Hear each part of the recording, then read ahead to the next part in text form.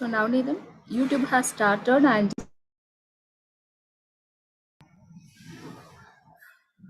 now Nathan, I have started the YouTube and I'm just giving the host access to you. Thank you.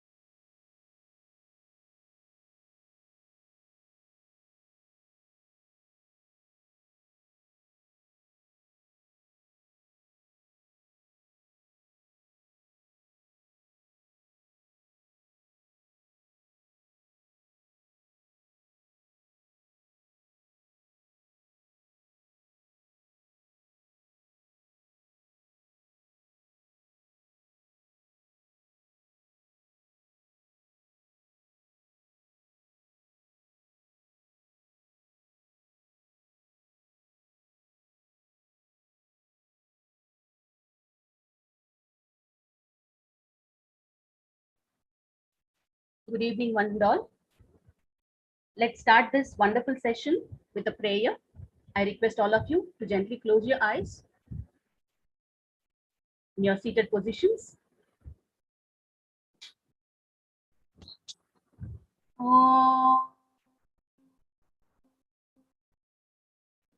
Vakratunda Mahakaya Suryakoti Samaprabha Nirvignam Kurume Deva Sarvakaryeshu Sarvada Om Shanti Shanti Shanti Om Bhuvaswah Tatsaviturvarenyam Bhargo Devasya Dhimahi Dhiyo Yo Na Prachodayat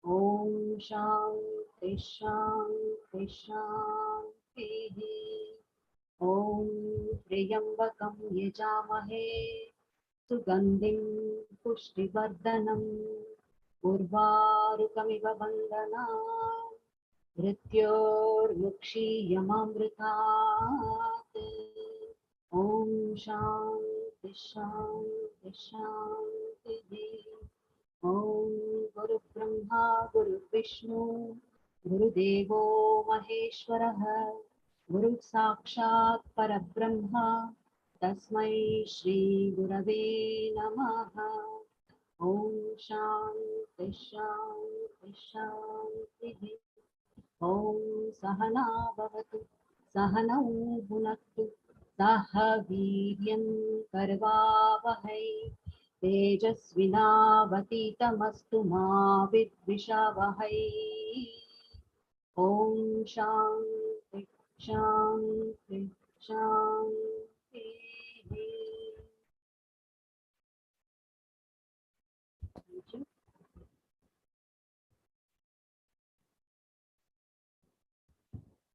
Good evening, one and all. I take the privilege with the blessings of Thiru A.N. Radhakrishnan, Chancellor Maher, Mrs. Jayanti Radhakrishnan, Rector Maher, Professor Dr. R.S. Neelakandan, Vice Chancellor Maher, and Registrar Maher, Professor Dr. C. Kritika. I welcome our beloved Principal and HOD, Dr. R. Ilangovan, and our staff members, Dr. S. Murugeshan, Associate Professor, Dr. V. Subbalakshmi Ma'am, Associate Professor, Mr. A. Anadurai Sir, Assistant Professor, and I give a warm welcome and extend my warm welcome to all the participants who have actively given the response all over the nation. I think even all over the out of the nation also we can see the participants. And last but not the least, I even welcome all the students and scholars of Faculty of Yoga Sciences and Therapy, Meenakshi Academy of Higher Education and Research, to this 10-day program at national level virtual short-term course on research methodology and yoga therapy, getting started from today and will be extended till 3rd of April 2022. I once again welcome you all for this program. Let's start today's program. The first session would be on the research methodology.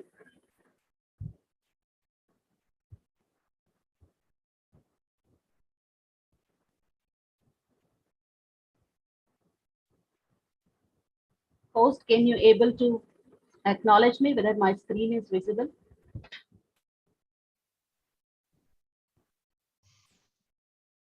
Yes, ma'am. Yes. Okay, thank you. Please make it full screen. Yeah.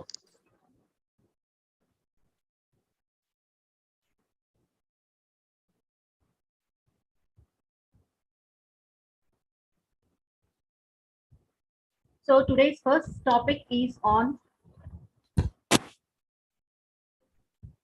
sampling techniques, processing and analysis of data.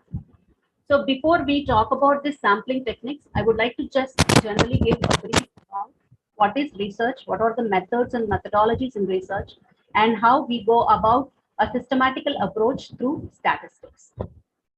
Research, as you all know, research, the name itself say that we are going to redo again or look for something which is already made, and we are looking into new angle of it, bringing out new dimensions of it. So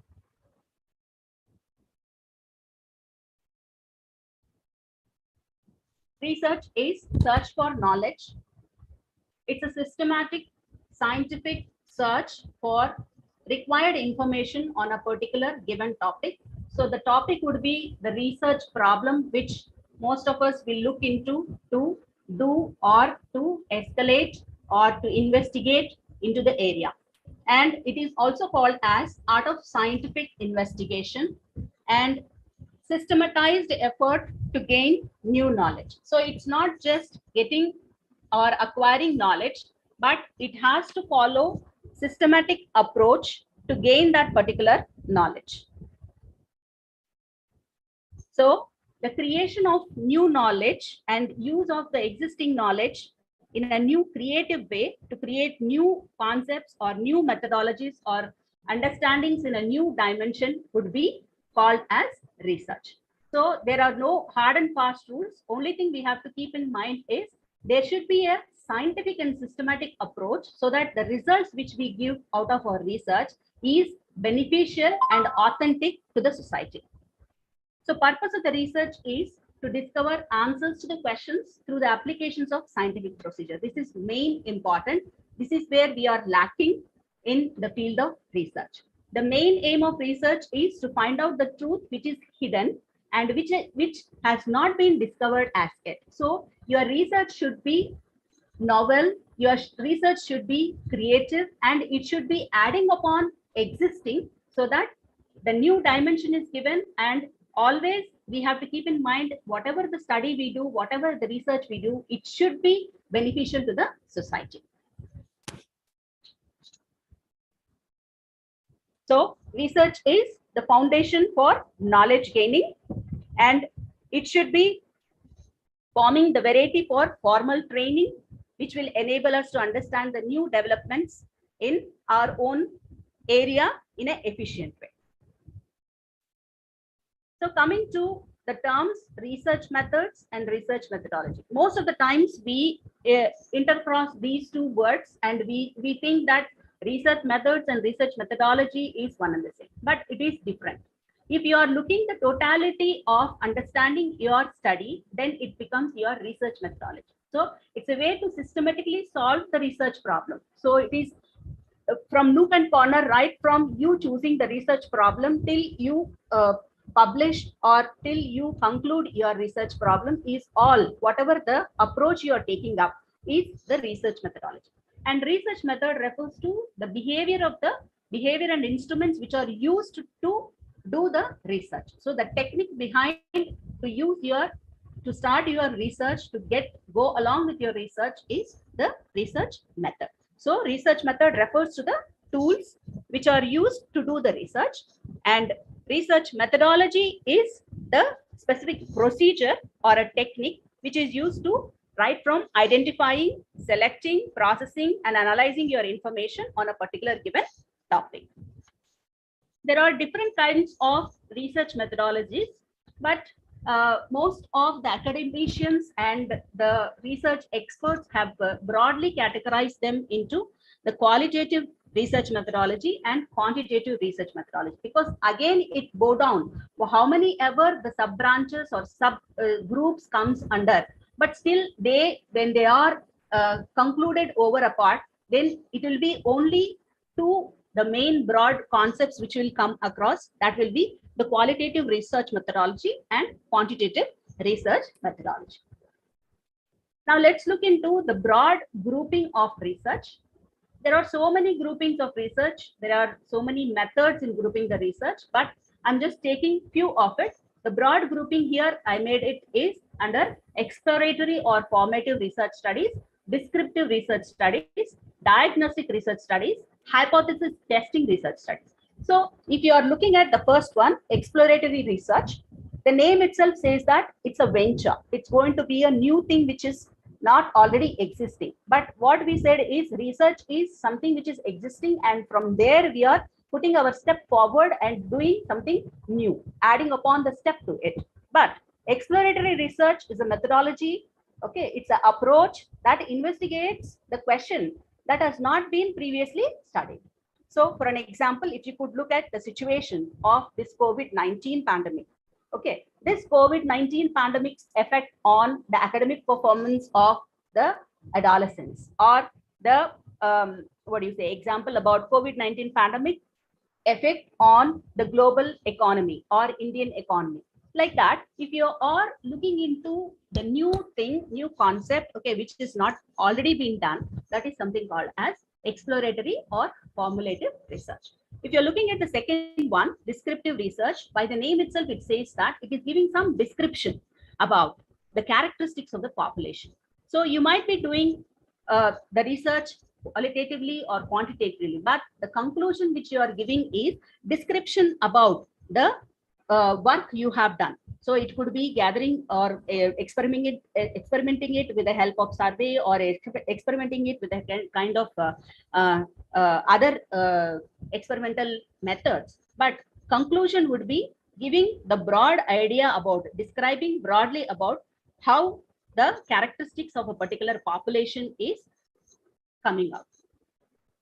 So descriptive survey uses surveys to gather the data, then aim to know the extent beyond, okay, beyond different conditions. So for an example, if you could say researcher want to determine, okay, what is the qualification to be for the post of so and so, right? So when they want to bring upon, they might collect the data from all over and put upon a GEO across, saying that these are all the things required. These could be included as a inclusion criteria for the particular post, like that. So when you might be doing so many background works behind, but ultimately you're going to do the reporting, okay, by giving the characteristics of your study. So that is your descriptive survey. Then third one is the diagnostic research. Diagnostic research will be mainly aiming at the studies to quantify a test, okay, which will be adding upon the contribution to the results readily available. Okay, like if you want to know the presence or absence of a particular uh, uh, disease or a particular clinical study, then you have to go about diagnostic research. Now, the last one is hypothesis testing. Hypothesis testing is the systematical procedure where the results of a research study will support a particular theory, okay, a concept which applies to the particular population. So whatever you are taking the parameters in your study would be directly representing whatever the results you are getting as a parameters in your as a elements in your sample will be acting as a parameters for your population. So hypothesis testing uses the sample data to evaluate the parameters or to evaluate the characteristics of a population. So generally we as a research scholars will be using this hypothesis testing study. The next is the types of research. There are so many types of research, but few things we have to keep in mind. Always the fundamentals one. Okay, few among this is I have given listed over here are the descriptive versus analytical. As already I told you, descriptive research will classify, describe or compare and measure the data. So it will be giving the conceptual wise, okay, the theory about the characteristics about, okay, description about a particular research. Whereas if you look at analytical research, it is doing some kind of analysis. So doing that analysis will even tell you the cause and effect, okay, of a particular research. That would be analytical research. If we could look at the main differences between descriptive and analytical researches are, like for an example, if I say how many of the people, how many of the adolescent population have been affected by COVID-19, okay. So if this is the description, I'm going to give the numbers, that's all. But if it is analysis, I'll be giving what would be the cause for the number of cases more or less in the adolescent population would be my analysis. So here the descriptive research will tell about only how it is, but what it is, but how it can be tackled will be done in your analytical research. Next one is applied and fundamental. Applied research, as by the name itself, it says it is applied for a specific procedure or a service or a product. So the new knowledge acquired from this will be applicable for the specific objective or a specific product or a specific service. Whereas the fundamental is the research which has the answers for the initial questions. So I try to understand the fundamental research is the basic pure research from which all the other will crop up, all the other will build up. So basing on the fundamental research, the knowledge which is initially there, okay, if you are applying that knowledge in a particular area, then it becomes applied research. So if you're looking at the basic or fundamental research or pure research to applied research, if you want to gain the knowledge for the sake of the knowledge, then it will become the basic research. And if you are using that new knowledge in the particular arena, in a particular product or a procedure or an event, that becomes applied. If your intention is just to answer why, what, and how, then you should go for fundamental or basic research. And if you are answering specific questions aimed to solve the practical problems in a particular uh, uh, concept, particular topic, particular field, then you are going to use the applied research. Then next, coming to quantitative and qualitative research. By the name itself says quantitative, okay, which involves numbers, okay, right, which involves numbers. When the numbers are there, there are little calculations there, little maths added to it, little statistics added to it, little methods added to it. So it is going about dealing with numbers and statistics, while the qualitative research will deal about the words and the meanings, the concepts. Okay. The qualitative methods allow you to do the systematical measures of a particular elements which you are taking as a variables and testing those, okay, analyzing them and testing the hypothesis. All this will happen in quantitative researches, where in qualitative you'll be just giving or exploring the concept, okay, which will allow you to explore the concepts or your experiences in more details. So if you look at the quantitative or qualitative research, the quantitative research will focus on the testing theories and hypotheses, whereas the qualitative research will just look into the ideas and formulating theories.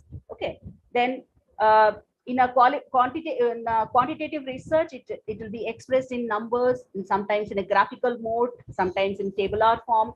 But here, qualitative research will be expressed purely in words. So requires many respondents who have to give pure responses to the study. That is very, very required in quantitative research, whereas requires very few respondents, because the concept will be very broad. Okay, you may go upon giving asking for the response from so many people, right? But the accuracy of response is required in quantitative, whereas less accuracy may also go about in qualitative.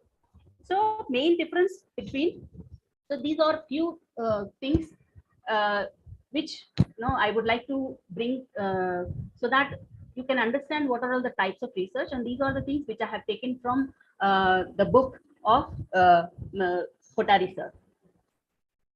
And moving on to the next thing, that is research approaches.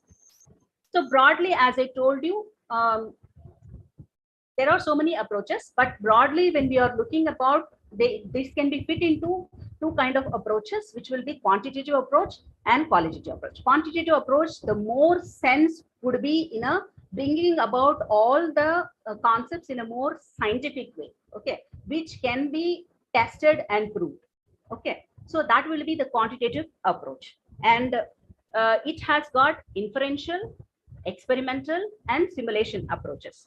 If you look at inferential, if you are drawing the parameters of whatever you are getting as a result in your sample, and basing on that result, if you are drawing an inference to the parameters of the population, okay, you are directly giving the characteristics or explaining the characteristics of a population, then that becomes inferential.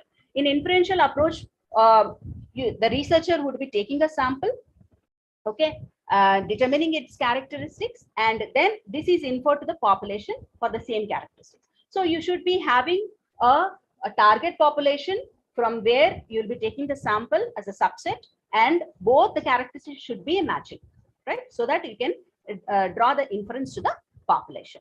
So if you could look at the example for inferential statistics, would be like if you are looking at, okay, the mean scores of or academic performance of adolescent population, okay. So you are looking at drawing, taking a particular sample during this COVID condition. What is the academic performance of 11th grade or 12th grade? If you are looking at it, okay, and basing on that, you're going to give what the impact of COVID on the academic performance of the school kids. Okay, then that will be drawing an inference to the population. Next one is the experimental method. In experimental method, what happens is you will be working with the variables, okay, which you will be using them to collect your data. to give your training, to conduct your study, then you will manipulate these to determine if there are any changes in any of these variables. Okay, and if there are any changes in these variables, will have an impact on the other variables also. So you're looking the relationship when you are manipulating one variable to the other, whether it has any cause and effect on the other variables. So this method will rely on the controlled conditions, right? There should be a controlled condition. All the research environment should be under controlled condition of the researcher, and random assignment should be done, and manipulations of the variables should be done to test the hypothesis. So such a systematic way, scientific way will be your experimental approach, which comes under quantitative approach. Then the third one is simulation approach. See, generally, we can't do so many researches which involve a lot of time, okay, which involves greater time, greater cost. Then in that case, what we can do is we can do a miniature of it, okay, the real-like approaches would be called as simulation. So if you're taking an imitation of the real world activities, okay, whatever it has to happen, right, how it would be, that cause and effect can be done in your sample as an imitation. So when you're doing this kind of an imitation, what will happen is whenever or whatever, if something, it has to be added upon or deleted upon or make some kind of a changes, that you can do it on the simulation sample itself, so that you can be perfectly giving your end results, so that can be directly applied to the real life worlds, real things. Okay. So for an example, if you could look at the simulations, okay, nowadays we are even looking at the teaching skills or the preparation skills for handling any emergency situations. In that case, directly you can't work upon the emergency situation, where you need to take a simulation of it and then do it. And if something goes wrong, you need to correct and then get on upon the real situations. So such a approach is your simulation approach. So these are all about your quantitative approaches, which were inferential, experimental, and simulation approach. Now let's look into the second one, which is qualitative. Qualitative, it tells about an attribute, the characteristics, right, about a particular entity. So in this qualitative approach, it involves collection and analysis of non-numerical data. Okay, like it could be a text, video, or a book, or the characteristics of the individuals, right? Characteristics of a group, right? Whatsoever. So these are all the things which comes under your qualitative research. So this is analyzing the non-numerical data. So when it is non-numerical data, means it is quite opposite to your quantitative approach, right?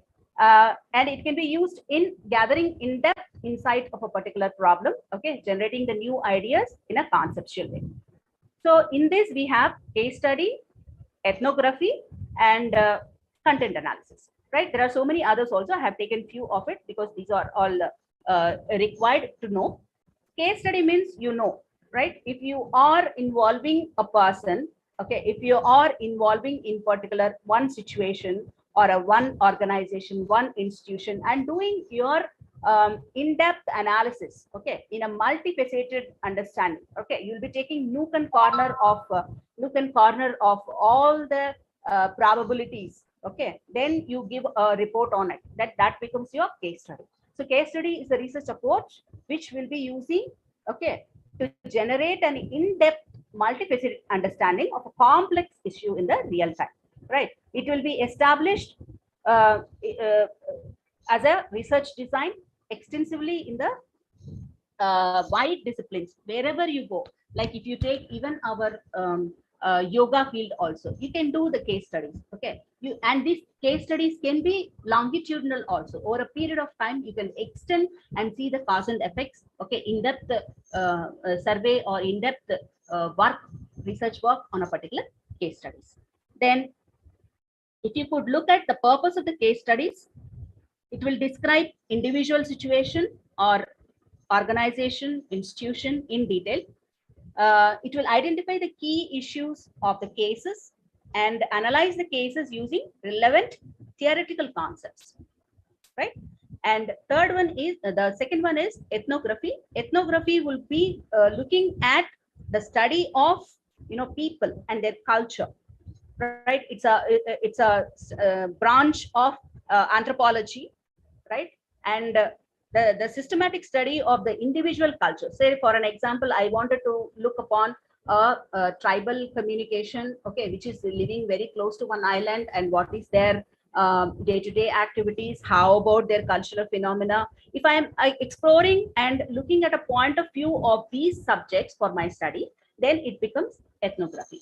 Then the third one is the content analysis. Content analysis is again, it's a research tool used to determine the presence of, okay, the theme, the concept, okay, giving some qualitative data. This is again giving a content analysis, right? Whenever the research want to quantify and analyze the presence, meaning, relationship of these concepts, then they'll be using content analysis. Examples would be the analysis of books, analysis of journals, analysis of any of the works done which are in a conceptual or a theme motive. Okay, so these are all about the research approaches, okay, broadly taken into quantitative and qualitative approaches. Next, how after having this background, now you can understand, okay, where and why the statistics is required. Statistics is applied science which deals with collection, analysis, and interpretation of data. So the complete the process, right from the collection data and interpretation of the data, right? This particular science is very much required, right? And it is broadly classified into descriptive statistics, inferential statistics. If you could look at, okay, basing on these two things, I'll take you over the other slide. If you could look at these research approaches, it's exactly matching what you have got with your statistics. If you would see here the quantitative approach, qualitative approach, and here descriptive, inferential. This is something, okay, which is doing into scientific way and non-scientific way. So objectives of the statistics would be to generalize and inference about population based on the information contained in a sample. Because as we can't do or research on the entire population, okay, for the convenience of it, whatever the characteristics are there in the particular population, we draw a subset of it. We draw a portion of the population as our sample, and while we are doing the research on the sample, it's always understood that we can generalize whatever the inferences we got in sample to the population. So that is the main objective of statistics.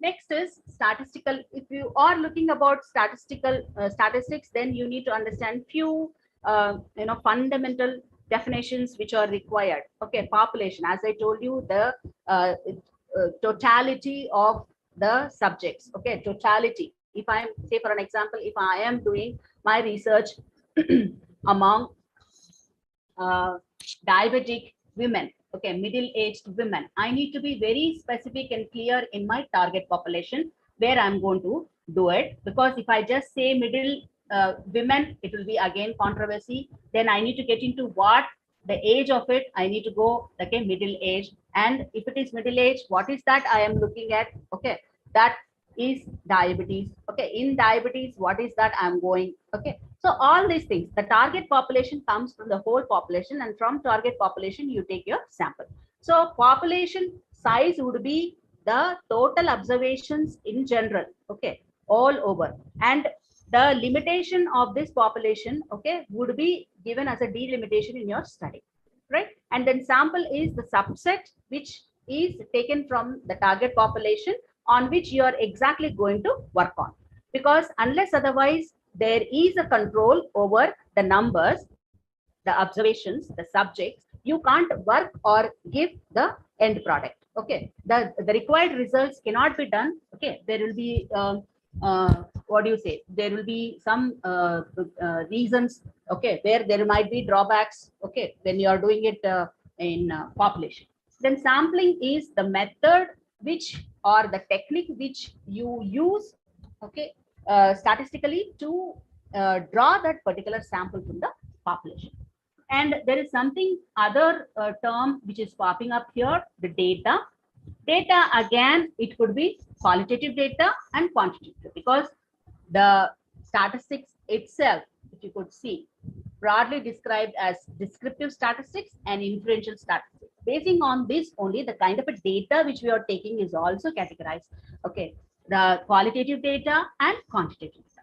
Qualitative data are the variables, okay, which you will be working with, and for the variables which you will be collecting the data for. And these data which you will be collecting under these variables could be discrete or continuous. So if you could understand the discrete data and continuous data, discrete data will give a completeness in meaning of the data obtained. For an example, it should be a rounded figure, okay, which I can say which will not involve a zero. For an example, I can't say the number of the family size 0, because the family means there is an involvement of some numbers and it should be rounded up. There will be some numbers, like if I say number of students, okay, that will be your discrete data. So there will be a roundness in the data, like for an example, number of students, number of children, and so on. And if you could look at the continuous data will be like, which even has a value for the 0. Like if I say 0 temperature, it has meaning in it. If I say height, that will have even decimal points, which will be adding upon the meaning to it. So that will be your continuous data. So this is about quantitative data, discrete and continuous. And the other one is qualitative data, where we will be looking at the characteristics, like for an example, the eye color, skin color, fingerprints, then hair color, all these things, which will be the characteristics, attributes of a particular individual, or which could be the attributes of a particular entity, that would come under qualitative data. So broadly, if you could look at, these are the general terms which you have to keep in mind when you're talking about statistics. Then experimental research will lead to either qualitative or quantitative in the form of scores like raw scores and group data. Raw scores are the highly individualistic scores, and group data is after you grouping such raw scores under one entity, which will be categorized and one entity, that becomes group data. Like if you could remember in your lower classes, you will be grouping up the data in the form of tally table, right? For every 5, you'll cross over and then go for, so in a particular class interval, what is that data which is frequently getting repeated, that becomes your group data. Then other types of data which you need to look into are internal, nominal, and ordinal. If you could look at, first we'll talk about nominal and ordinal. If you're looking up at nominal data will keep the data only in a category. So categorized data would be the nominal data. Categorization, say for an example, students of 11th class, students of 12th class, parents of 12th class, there will be certain category in it, only category. So data will be gathered according to age or according to group or according to sex, whatever it is. So if you are grouping the data only on a particular category, then it becomes nominal data. If you are putting the data both in category as well as ranking, if you are putting some order of it, if you are keeping some order of it, right? For if I am giving rank of the student along with the category which it belongs, then it becomes ordinal data. So there are two concepts in ordinal, which is categorized as well as ranked. So the data can be ascendingly ordered or descendingly ordered or categorized upon the rank which it has been taken up. And the third one now coming up would be your internal. Now coming to the first one. So here the data will be categorized, ranked, as well as evenly spaced. That means to say that if there is a gap, for an example, if you could take the thermometer or if we could take the measuring scale, there is a even space between each and every next score. So that kind of data is your internal data. So internal data is mainly for your quantitative data, and nominal and ordinal data would be used for your qualitative data. So this is how you need to, link to and understand why this kind of types of data are available. So these are all broadly about the types of data. We talked about raw scores, we talked about group data, and we talked about internal, nominal, and ordinal types of data. So keeping these things in mind, now we need to have the test also which would be supporting these kind of categories.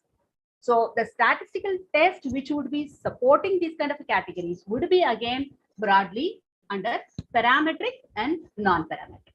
If it is parametric, then it is a test which specifies the assumptions done on the sample and it will infer to the population parameter, then it is parametric test. If it is non-parametric test, then non-parametric test, also called as distribution free test, because it will not have any strings attached and they don't assume that your data follow a specific distribution, because it is the wish and convenience of the researcher to go broad, okay, to get into masses of data and do the conclusion. So broadly, basing on the research, we can even link now the statistical test. What are all the tests come under parametric and what are all the tests comes under non-parametric. If so, parametric tests are more scientific oriented and non-parametric tests would be less scientific oriented. But this non-parametric test can also be made scientific or drawn into parametric by using the tools.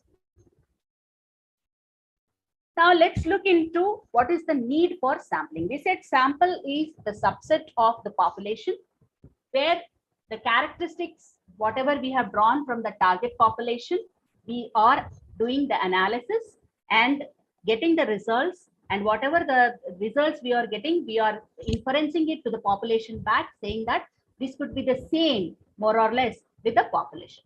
So in order to find that sample, the technique which we know, which we should know, will be the sampling. So the need for sampling would be to save our time, save our money. Why? Because if you are not properly following the technique, as you have seen, there are so many tests. Okay, depending upon what kind of a test, what kind of research work you're doing, okay, the test will also differ. Depending upon the test, also the kind of the data which you are taking will also differ. Their critical values will also differ.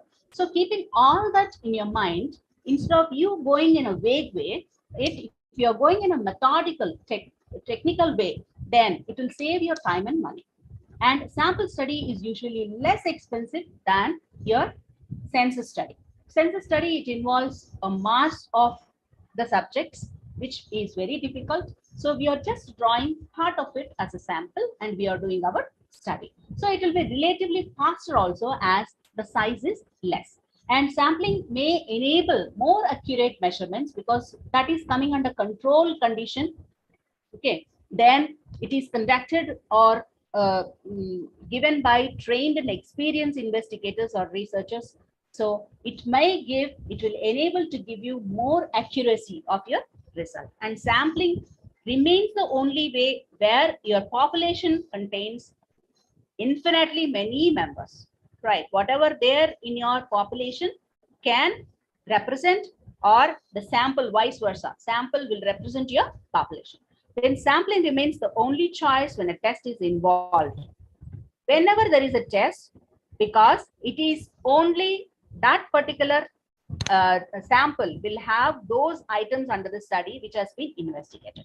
Then sampling usually enables to estimate the sampling errors. Whatever the errors you are getting, sampling will help you out to know that sampling errors, and thus it will assist you to get the information concerning about the characteristics of the population. So you can reduce the errors in your study so that you can get into more accuracy of your result.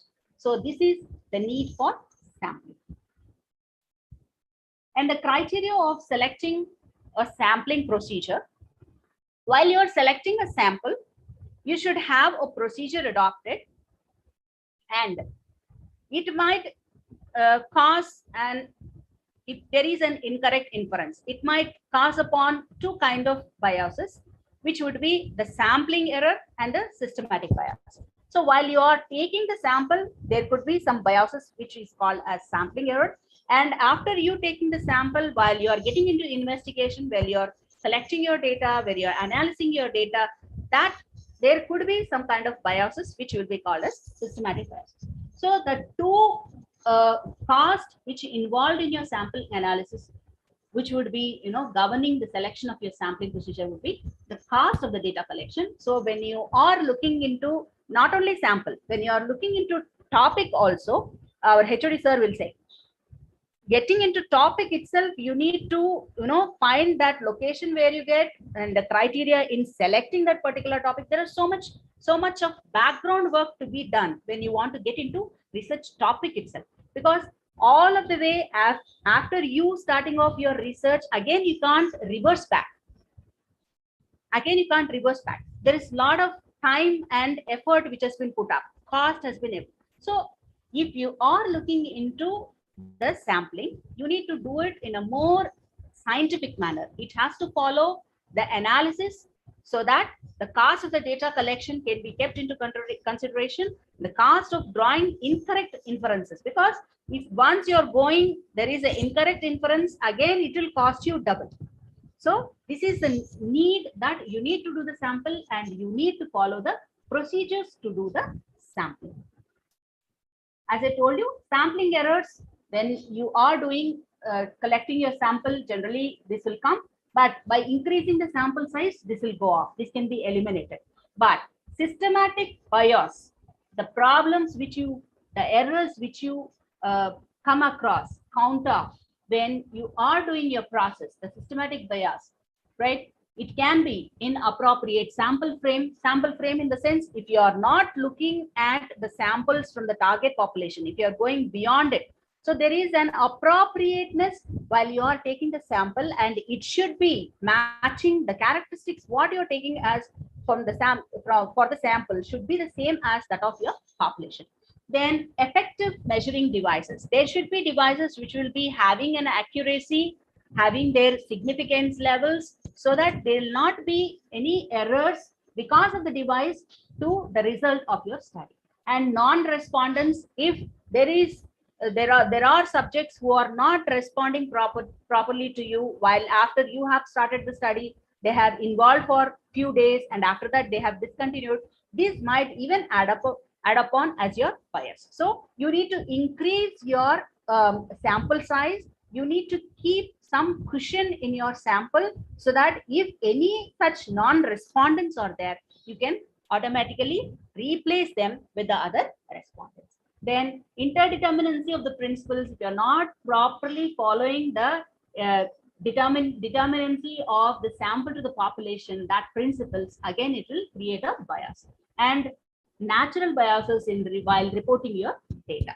So all these things, right from you start collecting your creating a sample till you reporting your data, there could be errors which you might come across. So you need to keep a watch on these biases, so that your result would be coming out accurately. So how to determine the sample size? This is again, okay, the story of your chicken and egg, whether the sample is determining the population or population is determining the sample. Again, okay, if you get into that, it will be too much of panic which you need to take. But generally, to go about sample, determining about the sample size, go for properly statistically proven scientific methods, so that you'll not be getting into the previous slides, which whatever we have shown on bias, you'll not be getting into it. So if you are looking at the sample size determination using the sampling methods, there are two such sampling methods, which is one as non-probability sampling methods, and second one is your probability sampling methods. Let's look into what are all the methods which are coming under non-probability sampling and the probability sampling. Non-probability sampling methods are used when you don't have that sampling frame. I told you there should be the boundaries about, okay, there should be boundaries about your study, from where, okay, that sample will fit in. The sample will fit in. Farhat Aziz, you have raised your hand. Can we take the questions at the end, please? If you have any question. Farhat Aziz. Thank you. So, non-probability sampling methods, if you are not using, or there is no existence of sampling frame. Am I audible, host? Is there any problem? Yes, audible. Thank you. So if there is no such systematic way of drawing the sample, right, then you go for non-probability sampling methods. There is no random selection of your samples, then you go for non-probability sampling methods. So inappropriate if the aim is to measure variables and generalize the findings. So this aim of measuring the variables, whatever the data has been collected in the form of variables, the elements of the samples, if that is not your aim, then you have to, okay, you need to go for distribution free kind of a data approach. Then you have to look for non-probability sample methods. Non-probability sample methods are few of here given. The convenience sample. If the researcher is taking at a convenience of availability of the data and subjects around them, then it becomes, the sample is done with the convenience of the research, with, you know, whatever, you know, I have my contacts. From that, if I am drawing a sample, that becomes my convenience sample. Quota sample is method that will ensure a certain number of sample units from different categories. So I make myself the investigator, the researcher would take, you know, upon from each he or she will make up some categories, and from each categories, okay, some numbers will be randomly picked up. Okay, so such is the quota, right? And then snowballing sample is the word of mouth. Like you start off with initially few subjects, and those few subjects will talk about, okay, will express to somebody else, and because of this expression, some more people will get about, and in this pattern, if you're making up your sample, then that becomes your snowball sampling. Judgmental sampling would be basically purely upon the investigator's judgment or the expert's opinion, how to go about including the subjects in the samples. So these are all about non-probability sampling methods. Coming to the other one, probability sampling methods. Here there is a fixed frame, because you know the boundaries of your study. That is a sampling frame. It exists and it can be compiled. Whenever you want, it can be compiled. It involves random selection procedures. This random selection procedure is not there in your non-probability sampling method. So it is not hooked up. It is distribution free. Whereas here it becomes controlled, okay, under the conditions because of these procedures which are applied. All the units of the population should have an equal or at least a known chance of. So here everyone are given a chance. Everyone are given a chance. Okay. But there it's just my convenience. Wherever, whomever I wish to, my will, okay, my wish, it will go about. Then generalization is possible. From sample to population, population to sample, you can build the generalization because it is following authentic, scientific and methodical way of approach. So such probability sampling methods are simple random sampling, systematic sampling, stratified sampling, cluster sampling, multi-state sampling. So simple random is like your lottery, where you take upon whoever have given their consent for your study from everyone. Okay, you put the names of everyone in a box, then you give chance for each and everyone. Okay, the chance of bringing that, okay, picking that would be there for everyone. So you will be start choosing the subjects till the required numbers, and then you close it as the numbers received. So this is simple random sampling.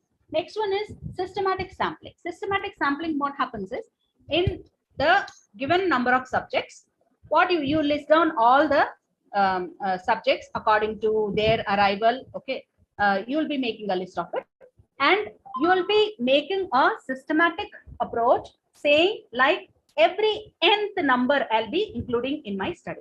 For an example, if I say every multiple of 5 or every multiple of 6 whatsoever, so if I'm going for nth number till I receive the numbers required for my sample, then that becomes your systematic sampling. Then stratified sampling, where you'll be dividing the subjects into the groups, okay, strata, which are called as strata, and from that strata you'll be randomly picking up the required numbers for your sample.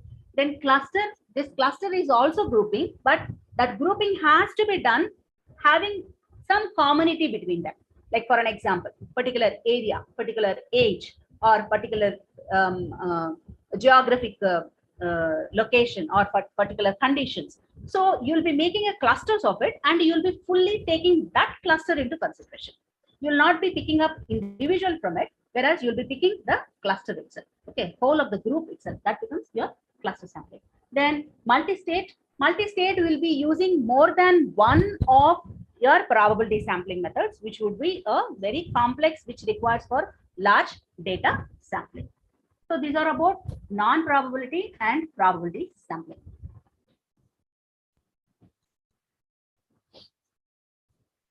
Now, collection of primary and secondary data. For that, we'll understand, or otherwise, I think it's about, okay, I have another 5 minutes. So we look into collection of primary and secondary data. So data is that information which you will be gathering, collecting, okay, specifically to the relevant and specifically to your topic, relevant and specific to your samples. Then that data and the methods for that collecting data can be seen here. So let's look into what is primary data and what is secondary data.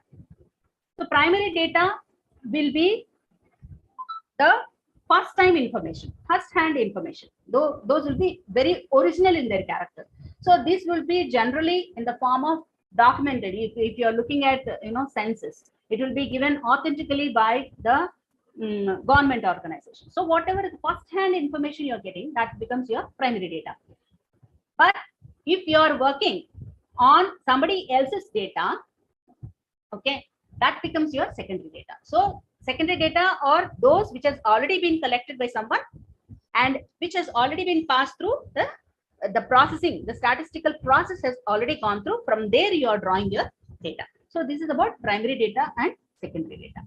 So methods of collecting primary data would be through your observational method, interview method, through the questionnaires. You can pass on the questionnaires and collect your data, through the schedules. The difference between your questionnaire and the schedule is questionnaire need not require any training or the kind of a support from the person in translating. Okay, they will be very simple in words. But schedules will be like you'll be keeping some questions in common, but you'll be keeping most of it in a blank form, so that when the interview is taken, there will be an expert who will be taking the answers from the particular respondent and filling in that gap. So you require a trained person in order to even transfer or fill in that gaps as the answers. So that will be your schedules. Other methods which would be using is warranty cards, distributed audits, pantry audits, customer panels, the mechanical devices, projective techniques. So these are all there accordingly, whichever is required, wherever the situation is required, accordingly you will be doing the collection of this primary data. And secondary data, it means that this is already existing, already available. So this already available information could be in the form of published works or unpublished works, in the form of books, in the form of journals, in the form of online.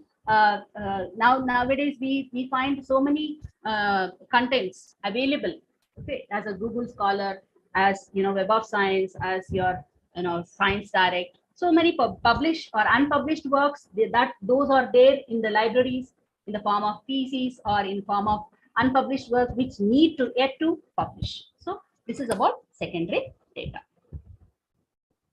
So you need to keep in your mind there could be biases and there could be errors in your data collection, which by proper sampling using the scientific approaches of making your sampling and measuring and calculating using proper instruments, and then bringing about the response. Okay, keeping always active participation of the subjects in your study and reporting accuracy, all these will avoid the biases in your data collection.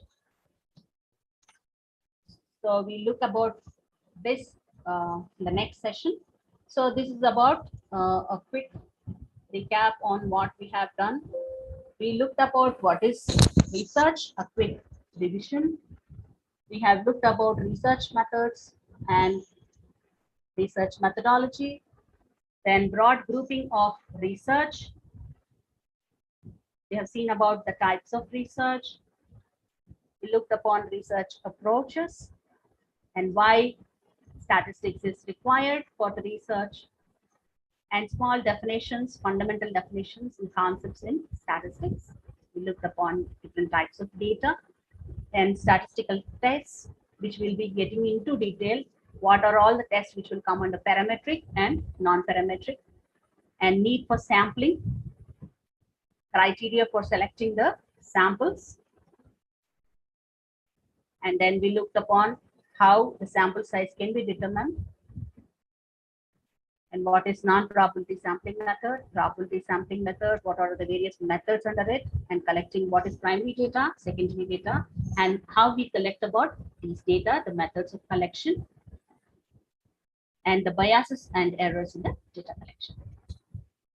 So that's all for today's session. If you have any doubts, you may put across.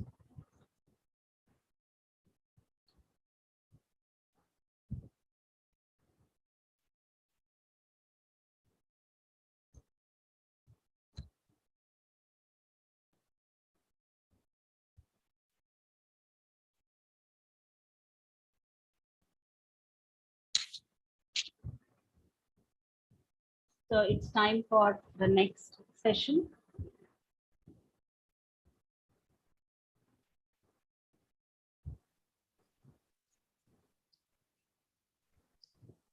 Anyone, if you have any doubts, could you please raise?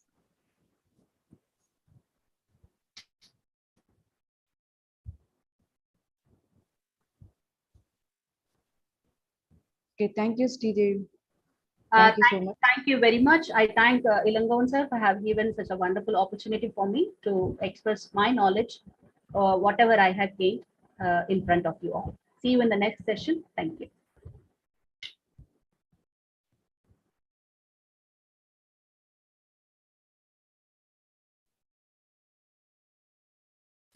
Good evening to all of you. Am I audible, Viji? Yes, ma'am. Yes, ma'am. You are audible. Okay, thank you. So good evening to all of you. So let's start with the prayer. Before that, closed eyes, keeping your spine straight. Observe the breathing.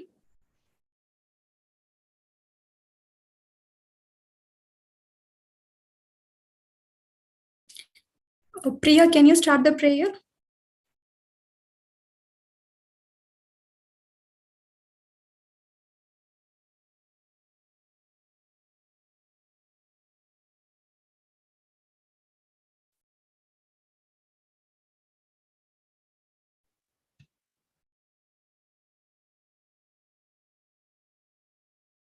Okay, let us all chant with the Omkar. 3 times you chant Omkar loudly on your own before we start the session.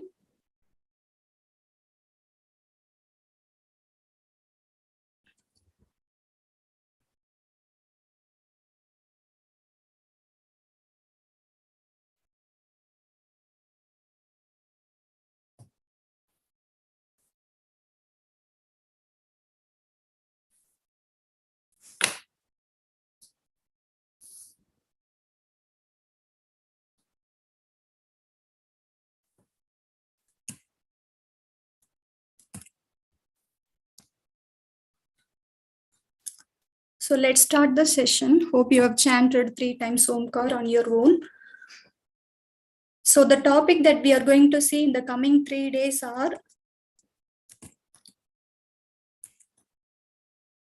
high blood pressure, obesity, diabetes mellitus, asthma, sinusitis, migraine, vertigo, arthritis, and the musculoskeletal issues like back pain, neck pain, shoulder pain, thyroid, constipation, and stroke, epilepsy, sleep disorders, and insomnia. There are too many topics to be covered in 3 hours. So we'll see kind of summary. I can't go into detail much of this on this topic as there are more topics to be covered. I'll try my best. If you want to more clarification, you can ask me then and there. So with that, let me start the session with the hypertension. This is yoga therapy session where we are going to see about hypertension. So what is hypertension, or it is called high blood pressure? Excuse me, ma'am. Yes, Ma'am, are you sharing the screen, ma'am? Illamma. Okay, okay. So you can take down the notes. As I mentioned, too many topics to be covered. So I'll give the notes. You can quickly take your notes. So you may know that the hypertension is known as high blood pressure. So the normal blood pressure reading is 120/80. You know that, right? The blood pressure is 120/80, and 120 is the systolic and the 80 is the diastolic. So this is called a normal blood pressure, but there is a range, it is not fixed like 120/80. You have the range because some individual, it may differ person to person. So there is a range. If it goes beyond 140/90, the systolic going beyond 140 and the diastolic going beyond 90 is called high BP.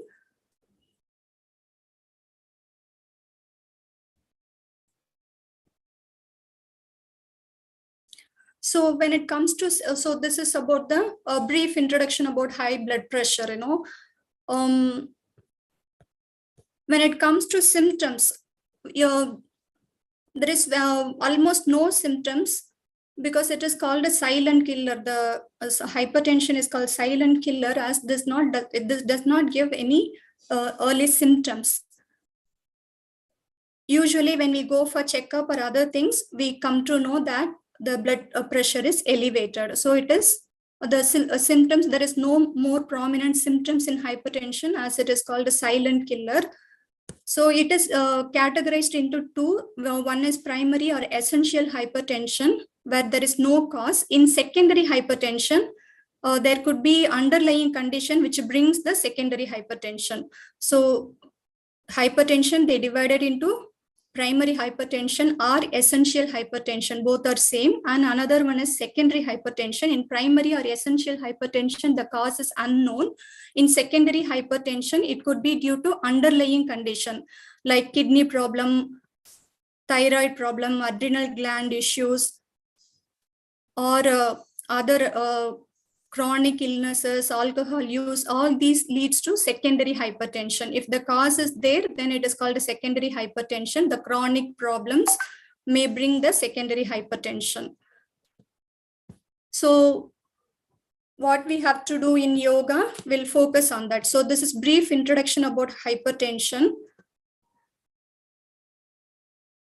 So, the yogic point of view is that the fast-paced life, the urban life mostly leads to the hypertension. If we go and see in the rural situation where people are leading more passive lifestyle, we can't come across more hypertensive problems. But in urban life, because of the fast-paced, stress-filled lifestyle leads us towards the hypertension. This mainly the essential hypertension.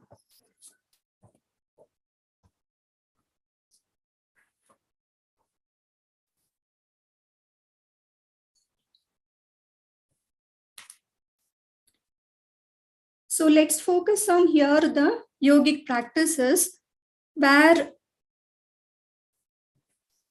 so as it is the cardiovascular problem, the arteries are the one where it carries the blood from the heart, and the veins which carries blood towards the heart are these vessels. These vessels in this hypertension due to sympathetic drive may lead to rigidity in the arteries. That rigidity in the arteries also may lead to the hypertension.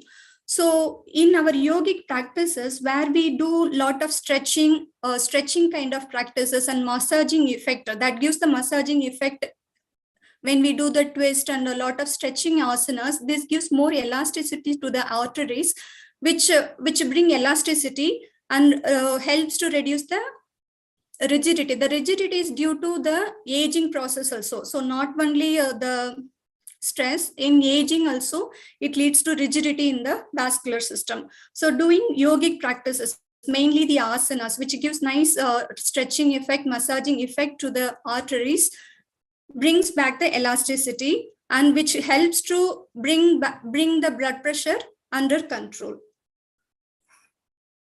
And not only that, the sympathetic drive also is the reason for this essential hypertension. So yogic practices like pranayama, all these brings down the sympathetic tone of our nervous system. So you may know that yogic practices, it's not only the stretching effect on the vascular system, it gives more, soothing effect on the nervous system. As we do practices like a pranayama, meditation, and all these practices combined together, it is not just the asana practice, the pranayama and meditative practice calms down the nervous system and brings the sympathetic drive down, and it works on. So you may also know that the yogic practices has more effect on the parasympathetic nervous system. So when the parasympathetic system is activated and stimulated, it brings more rest and digestion to the system, where the sympathetic drive is reduced and the person feels more relaxed, and the stress, the effect on the stress is very much reduced, which helps to bring the blood pressure back to normal.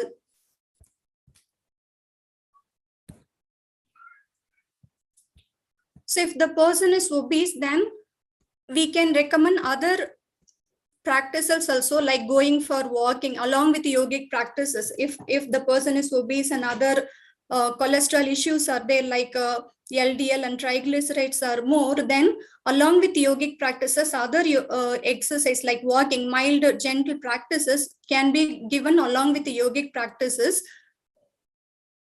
And evening relaxation poses also is very, not only the morning practice. When it comes to hypertension, evening relaxation practices brings more effect in bringing the blood pressure normal, under control, and the focus should be more on exhale focus.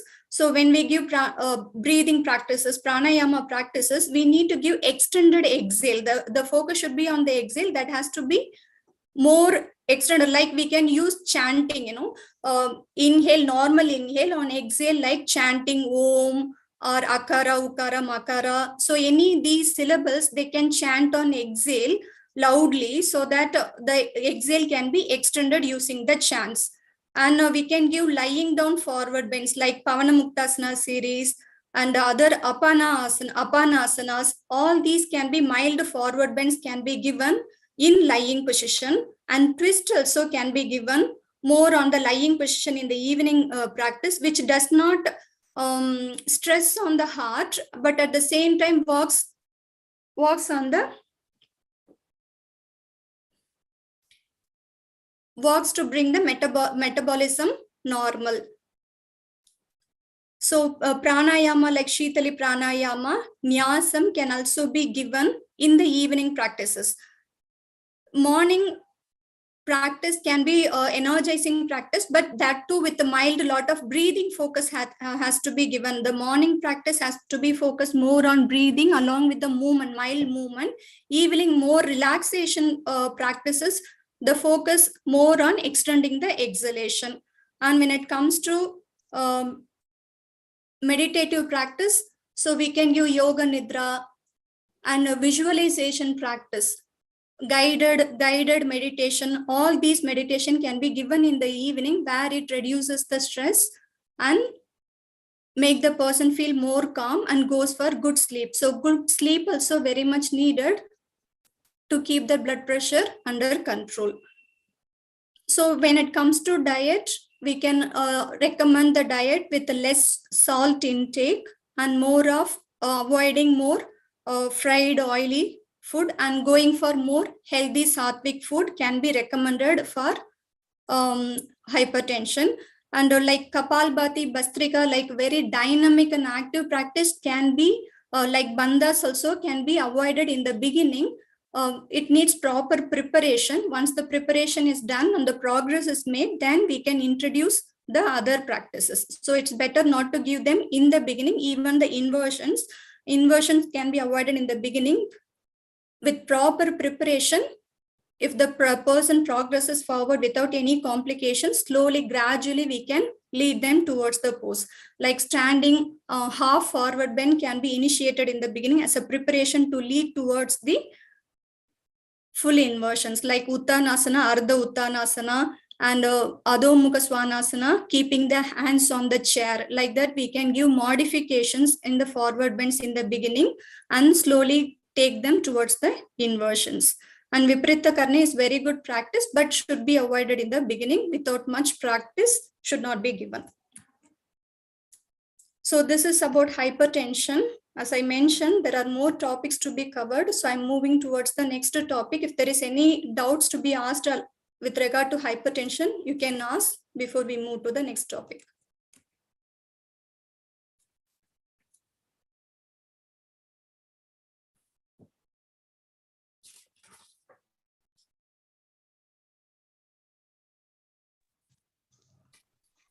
Hello, ma'am. Yes. I have one doubt. Why exhalation is given more focus in hypertension? Like you told, like mantra chanting and everything, focus on exhalation, so it is good for hypertension. Yeah. So why it is focused? What is the reason behind it? No, that is what as I told, that it brings the sympathetic drive down. So when you chant exhale, and work on the extending the exhalation, works on the stimulating the parasympathetic nervous system, stimulating the parasympathetic nervous system through the vagus nerve. That is through vagus nerve, it activates the parasympathetic nervous system that helps to reduce the sympathetic tone. Okay, ma'am, one more doubt. Like you told, slowly we have to go into the inversion postures, but like hypertension, the nervous system will be very sensitive, and if we No, that is what I told in the beginning, to be avoided, right? Once the person is prepared with the proper practices, then can be given in the towards see, Viparita Karani soothes the nervous system, right? So this is also again working on the nervous system, to work on the parasympathetic nervous system, but that has to be taken gradually towards that side, not in the beginning without not much preparation. Okay.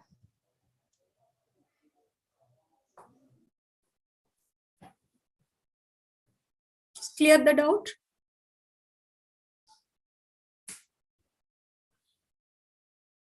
Okay, let us move to the next topic.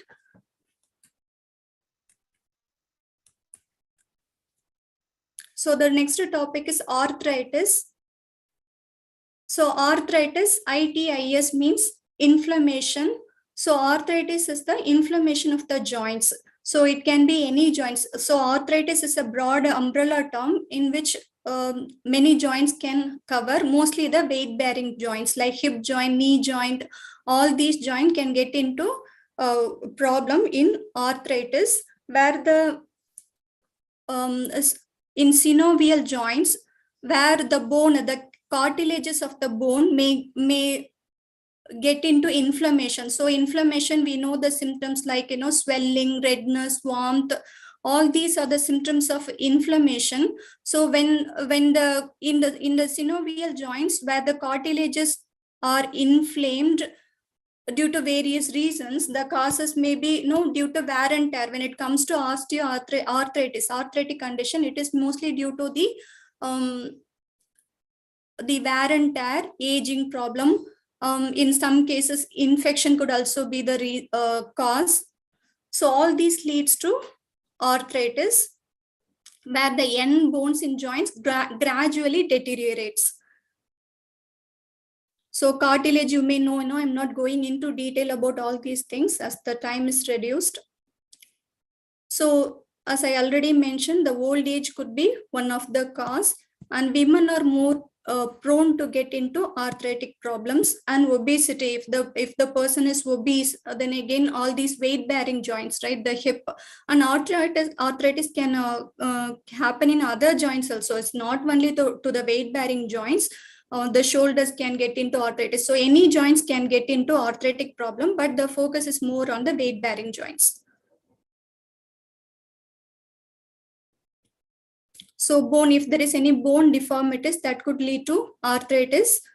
And certain occupations also, due to if the repetitive stress is there due to the occupation, that could also lead to arthritis, and joint injuries can lead to arthritis.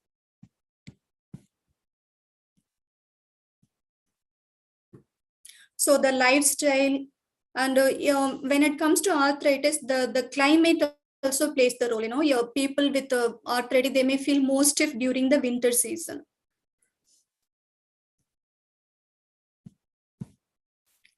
So when it comes to arthritis, when there is inflammation in the joint, in the weight bearing joint, whether it is knee or any joint, if there is inflammation where there is pain in the beginning, there may be more pain when there is inflammation, swelling, all these things are happening in the joint, there may be more pain. So to reduce the pain in the beginning, we can take the help from other modalities. Here we take the Ayurvedic method where we can apply warm oil. So we can, there are medicated oil or Ayurvedic oil available. Even if it is not there, we can use the gingerly oil where we can warm it, as we are able to bear the heat of the oil, that much only, not too much hot oil. So that oil can be applied in the joint. Applied in the joint, and with that we can do some mild movement along with the breathing. The focus here is more of breathing with a mild movement when the person is having severe symptoms. When there is lot of pain, more mobility is not possible. So when the mobility is not possible, then our focus is more on the breathing, because in yoga therapy we have this concept that body, breath and mind are connected. So whatever we do with the breath also works on the body and on the mind as well. So when we give breathing practices, it relaxes the person. When the person is more agitated, then the pain receptor will be more, so the person may feel more pain also. So when the mind calms down along with the breathing practices, so with mild movement like simple extension flexion movement, after applying the warm oil along with the more breathing, here also the focus is more on exhalation. As I already mentioned, it brings the stress down and makes the person more relaxed. So when the person is more relaxed, then the movement is facilitated. So we facilitate the movement with the oil application, and with that we make the person perform mild movement. In the beginning, the focus, when the person is having more pain, the movement, mild movement along with lot of breathing, inhalation and exhalation, the focus is more on exhalation.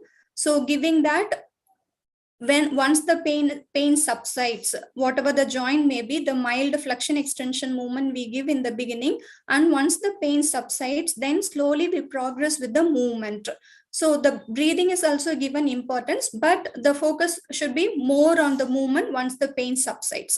So here our focus when it comes to arthritis through yogic practices is to increase the joint space. So what happens in arthritic condition, because of the inflammation, it reduces the joint space. So when the joint space is reduced because of the thickening of this or more secretion of the synovial fluid, it gives lot of pain to the practitioner. So after applying this and with lot of breathing, so another thing is that when we give lot of focus on the movement with a lot of attention, awareness with the movement on the joint. So we have this belief in yoga therapy that where the awareness or consciousness goes, the prana goes there. So that is why we give more emphasis to the breathing here. It's not just on the breathing, it is the prana. So when we do with lot of awareness, the movement, the mild movement along with the breathing practices, when the awareness goes to the joint, whatever the joint it may be affected, it directs the prana to that particular affected part of the body, and that prana takes the healing potential and it heals the joints. So with that, healing happens when we bring lot of movement. As the pain subsides, we bring more movement there. It helps to reduce the inflammation and increases the joint space. So the joint space is increased with the movement, along with the focus on the breathing. And here also the focus is extended exhale. If we find it difficult to extend the exhale in the beginning, again we can give the chanting like akara, ukara, makara, or om, or any or just like chanting anything can be given to work on extending the exhale.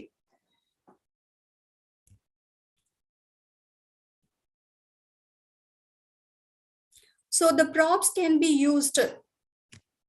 So keeping the person seated on the chair, giving mild flexion extension movement to the knees, if the knee joint, if our focus is on the knee joint. So mild movement itself would be working wonder in the beginning when the person is having symptoms like pain.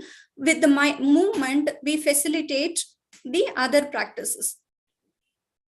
So slowly we can make them do seated asanas, lying asanas. So standing asanas, when it comes to hip, knee, or ankle joints, if the person is having arthritis and the weight bearing joints, we should avoid making them doing standing asanas, because already the symptom is there, the person is maybe having pain. So at that time, the standing asana should be totally avoided, Make the person lying down on the floor, do the movements. There are a lot of movements can be given lying down. Simple flexion extension in lying, and lifting the leg with the support of a belt strap. All these things can be given. And you can ask the person sit on a chair. For working on the knee joint and the ankle joint, you can make the person sit on the chair and do the movement. Like that, the total standing asana should be avoided in the beginning when it comes to hip, knee, or ankle weight bearing joints. For shoulder joints, if there is arthritis of the shoulder, like Tadasana and Tadasana, there are a lot of modification in Tadasana is available. Lifting one arm at a time, alternative arm movement, or both the arms raising up the Tadasana. All these can be given. And Paschima Namaskara. Paschima Namaskara is doing Namaskara at the back, but it is not possible when the person is having severe symptoms in the shoulder. So just holding the elbows at the back, take the arms at the back and hold elbow to elbow. Like that, all these practices can work on shoulder joint. Like that, there are a lot of modifications available, can be given for the joints.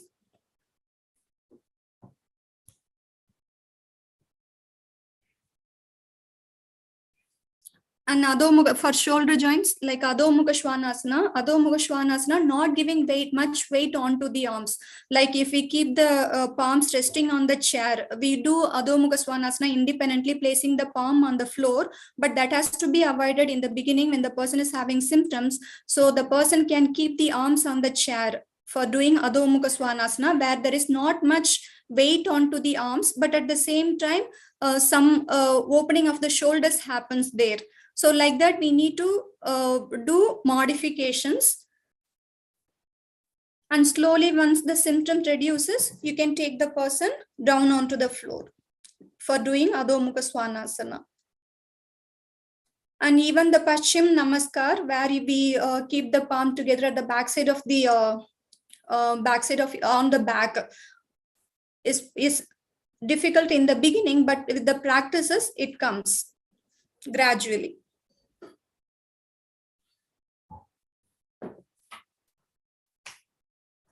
And when it comes to knee joint, for knee joint, we can give them, asking them to lie down on the prone and fold the leg. Like in Dhanurasana, right? Like Dhanurasana, we fold the leg, right? Like that, one leg at a time can be folded gradually towards the thigh. So lying on the prone, where you fold at the back, which creates more space in the knee joint. So like that, our focus is increasing. When it comes to arthritis, our focus is to increase the joint space where it is reduced in arthritic condition.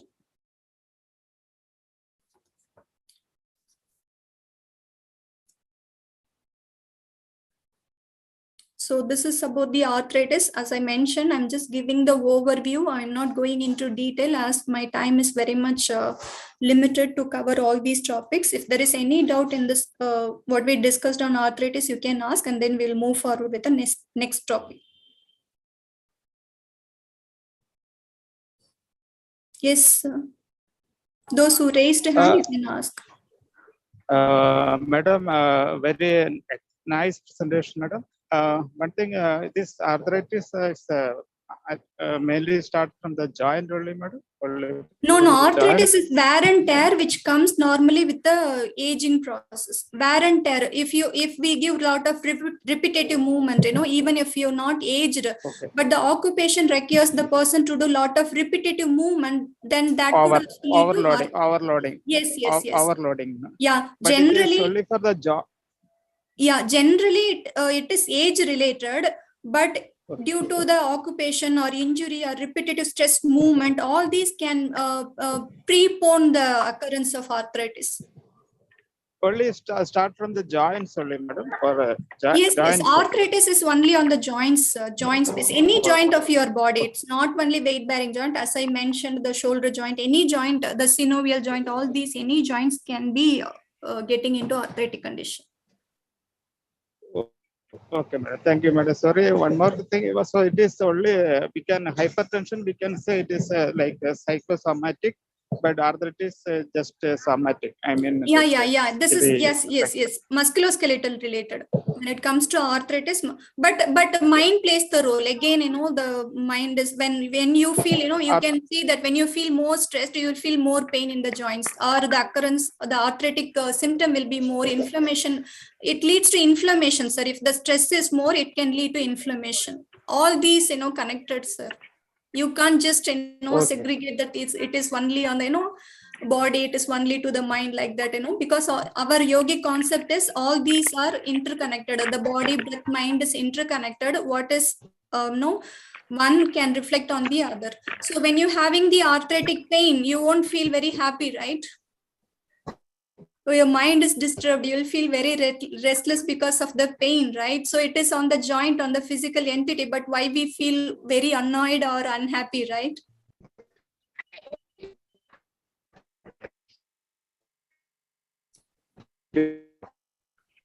Some others raised hand. You can ask one by one. Yeah, Muthukrishnan here, ma'am. Yes, please. Yeah. That Pavanamuktasana series and that Bhastrika Pranayama also is very good for arthritis. Yes. See, there is arthritic sequence, very in Pavanamuktasana series, there is arthritic sequences there, that is helpful. Yeah, it's there that it will be that reduces in the toxins from the blood. Yes. Detoxification. Yes. Techniques.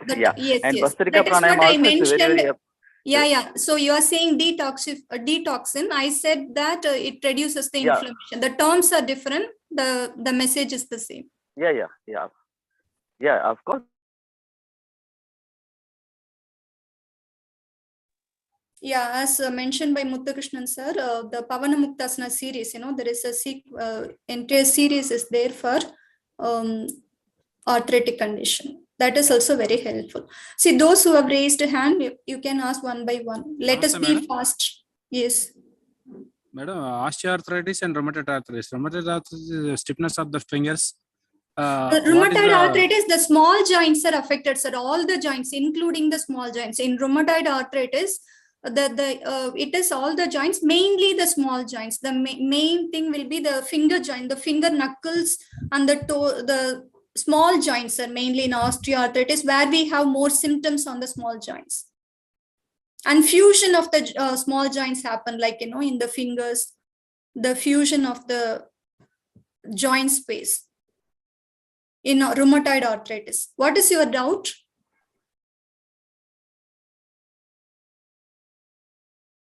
Okay, the next person.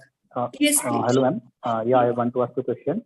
Yeah. I think you told that weight-bearing joints are more affected in arthritis. So could you Sorry, come again. Come again, I'm not getting you. Weight-bearing joints are more affected in arthritis, I think you told. So yes. What is the reason? Could you please explain? weight bearing joints, because of the wear and tear, one thing I told, right? Wear and tear and more usage. So the wear and tear happens because of the aging, because of the usage, all these things. What you are asking exactly, why is it a weight bearing joint? Is this your question, right? Yes. Yeah, see, it may be because of the poor posture. The posture need to be, we need to have a good posture to avoid strain on the weight bearing joints.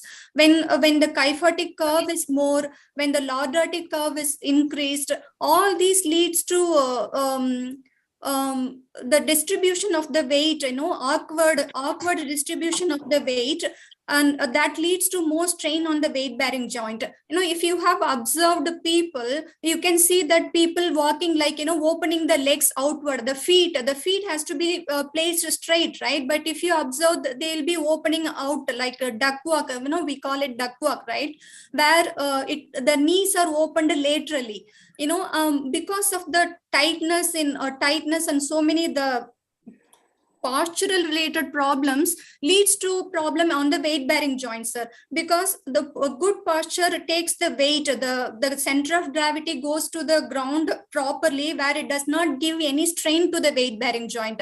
If that is collapsed, when due to the poor posture, where you have the kyphotic, where you have rounded shoulder, a hunchback, all these leads to strain to the weight bearing joints, sir, as the weight is not properly taken down towards the floor through these weight bearing joints. Am I making it clear? Yes. Okay. Yes. Yeah, thank you. Thank you. So good evening, ma'am. Yes. Nice presentation that you have done.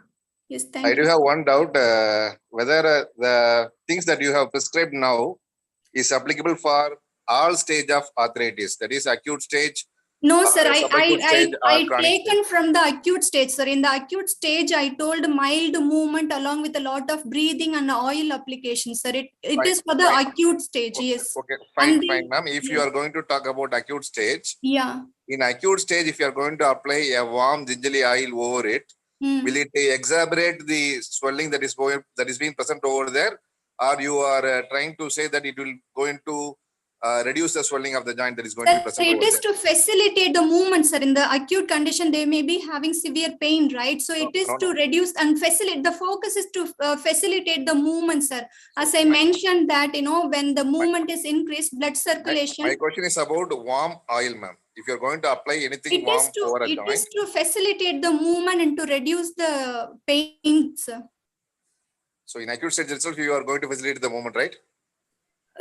Facilitate in the sense not to an extent where it exacerbates the pain, sir. It is the very mild pain. In severe pain, even mild movement would be very difficult for the person, right? Okay, ma'am. It is only to enhance the mild movement, not the advanced stage movement, sir. So mild movement is very mild movement. If I demonstrate, you will understand what kind of mild movement is that. It depending again on the symptoms, sir, the pain conditions, sir. Hello, ma'am. Yes, ma'am. Ma'am, whether yoga nidra and quick relaxation techniques can be suggested to a person with arthritis, and yes, definitely. any food recommendations? Yes, definitely. The mild relaxation and yoga nidra is very helpful. As I already mentioned that all these three things are interconnected: the mind, body, breath, all these things. So when the pain is felt, the mind is agitated. So to bring the mind calm down, we need to incorporate all these techniques. And some food suggestions, ma'am, like what foods can be recommended for people having arthritis?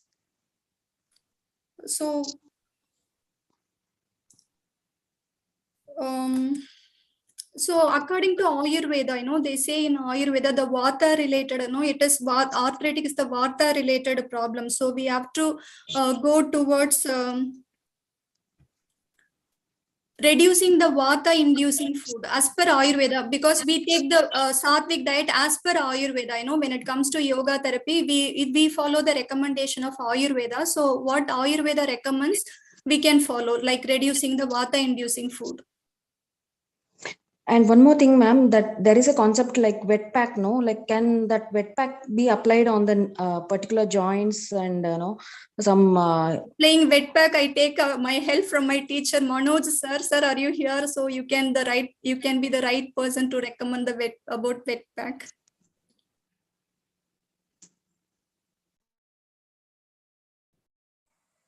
Manoj sir? So that is what I am saying, ma'am. So if you're going to apply a wet pack or a cryo pack, it is going to subside the swelling so that you can start facilitating the movement further. But if you are going to apply warm or heat over a acute phase of inflammation, the swelling will be exacerbated. So if there is more swelling, it will not be easy for the person to move over the joint. So it is right to say warm application might alleviate pain. 100% true, no problem at all. But in terms of acute stage of inflammation, a cold pack or a wet pack may be more facilitatable than a hot pack or warmth. Thank you, ma'am. Thank you, sir. And I accept sir's suggestion. And I'm glad that my teacher is there to guide me in the right path. Thank you, sir.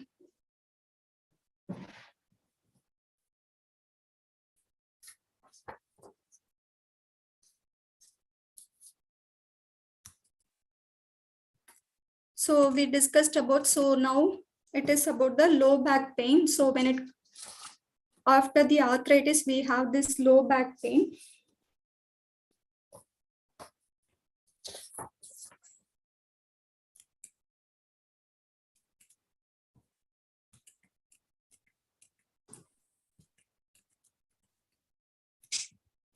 One moment, I'll get back.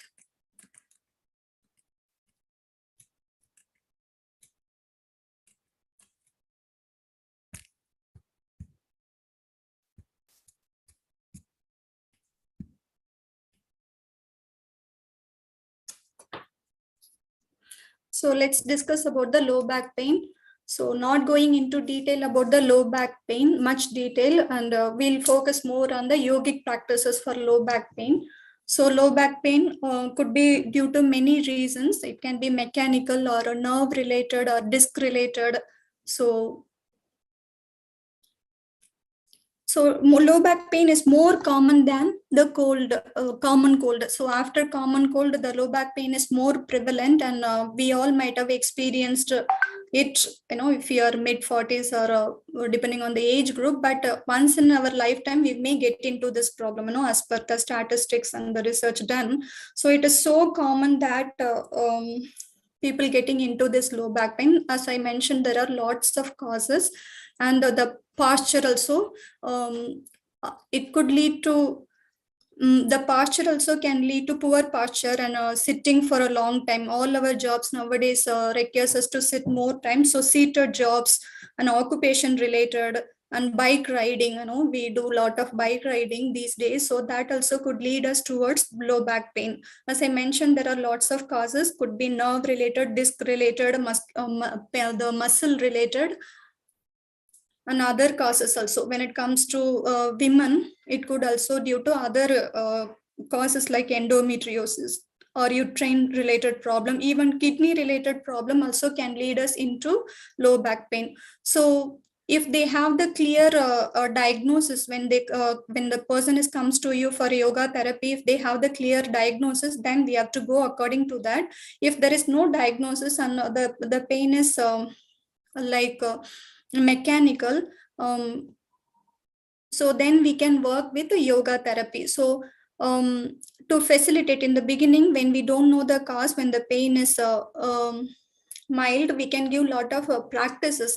So even in allopathy or modern medicine, mostly for back pain, they give a lot of exercises. They don't intervene if there is no much excruciating pain kind of thing. If it is mild and if could be managed with the exercise, they recommend the exercise only.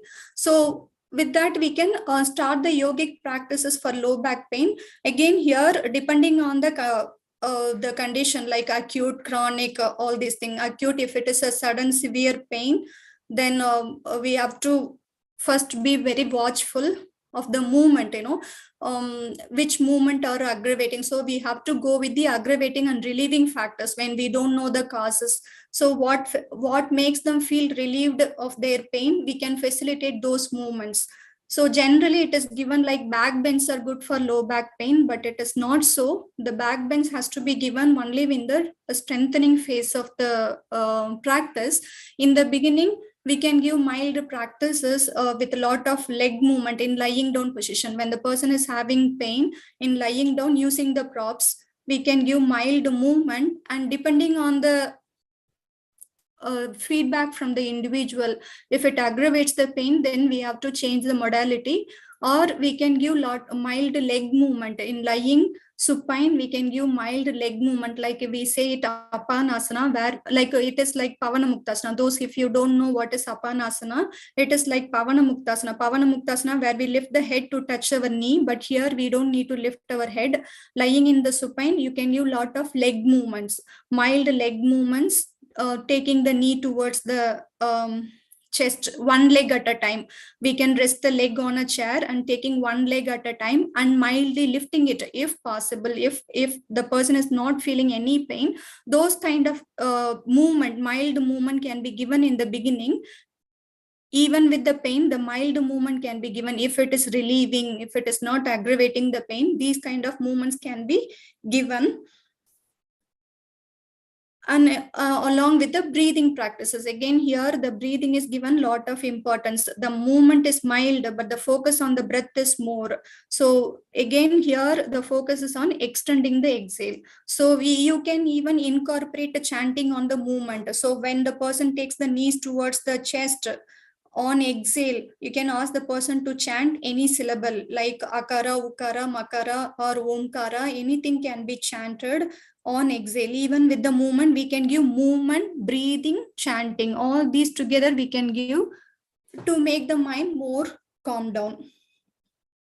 So these kind of mild movement can be given in the beginning, and slowly once the person's pain is subsiding, then we can progress towards the other movement, like forward bends can be given, mild forward bends, half forward bends like Uttanasana, halfway we can give, slowly progressing towards facilitating the movement. Once the pain subsides, then we can introduce them towards the back bending movement like prone posture. In the beginning, like Shalabhasana, Bhujangasana. Bhujangasana also need to be more careful. If the person feels any pain, then that should be avoided. It means still there is strain, so that should be avoided. And then once the pain subsides, then you can gradually, so asymmetrical movement, Shalabhasana, asymmetrical movement can be given where alternative arms and legs are worked on. Here, when our focus is on the low back pain, we can rest the arm, just lift the leg. So lying in prone, you can lift one leg at a time. That helps to strengthen the back structure. So once the structure is strengthened, then it reduces the occurrence of the low back pain. The frequency of the occurrence of the low back pain can be very well reduced giving the backward bend, but keeping in mind that has to be done only the pain subsided fully. So the backward bending asanas helps to strengthen the low back structure. So again, it is a very limited elaboration on the low back pain. For low back pain itself, we need hours together, but our time is restricted. I'm just giving what is much needed to work on the low back pain.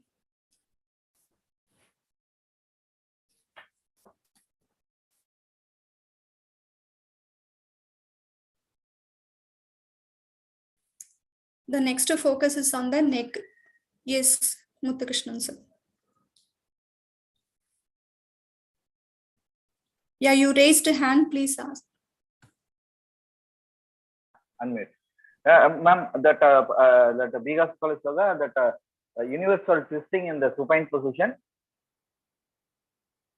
Sorry? Universal, that in Bhiga School of Yoga practices, that universal twisting, Kavanamuktasana series, third one, that universal twisting, that series is very, very important for the back pain, low back pain, particularly.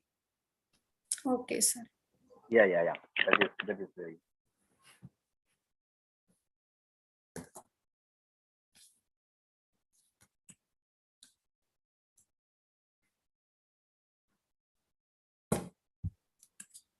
So the next one is the neck. So arthritis of the neck.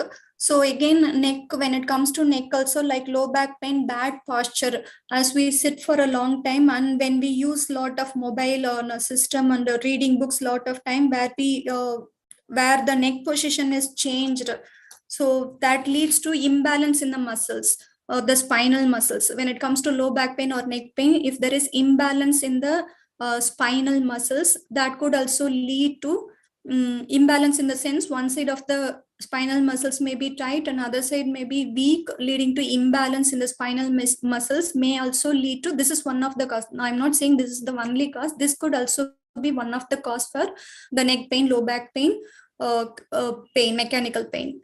So mostly the poor posture when it comes to neck pain, the lifestyle where we are not giving much proper exercise to the spine and these joints, could lead to accumulating stress, accumulating strain in the muscles, that leads to imbalance in the spinal muscles, leading to neck pain. And other causes could be like a nerve related, like impingement of the nerve or disc problem, compression of the disc, all those disc problems are also there. So again, we need to know the cause of the problem. If the person is having clear diagnosis, then we need to go with the seeing the diagnosis, and accordingly we need to take them towards the practice. When it is kind of mechanical, where there is imbalance in the muscles, then we can give the practices like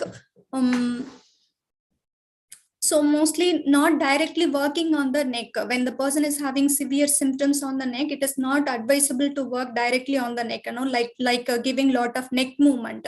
In Sukshma Vyayama, we do lot of neck movement. Like that, it should be avoided if the person is having a pain in the neck beginning. We should avoid the direct movement on the neck.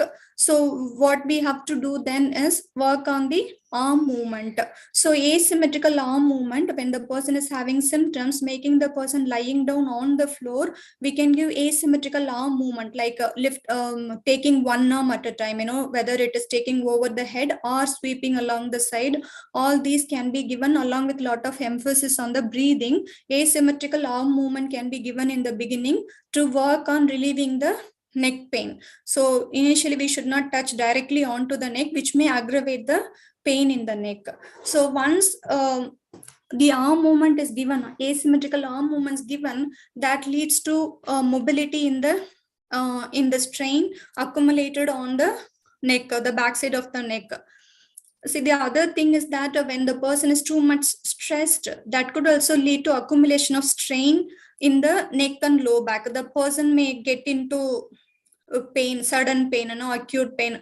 There may be having underlying problems, but the pain may be sudden, acutely they may get into the pain if there is too much stress, because the stress can also lead to pain, accumulation of strain into the muscles, physically on the muscles, the spinal muscles on the back of the neck and the low back. That could also, where I'm trying to say that stress could also be the reason to bring the onset of the neck pain and the low back pain. So asymmetrical arm movement initially can help, and then slowly, once the movement is facilitated at the neck, the upper back, mainly at the upper back, and then gradually we can lead to work on the neck, that too with the mild movement. And we should avoid the complete rotation of the neck.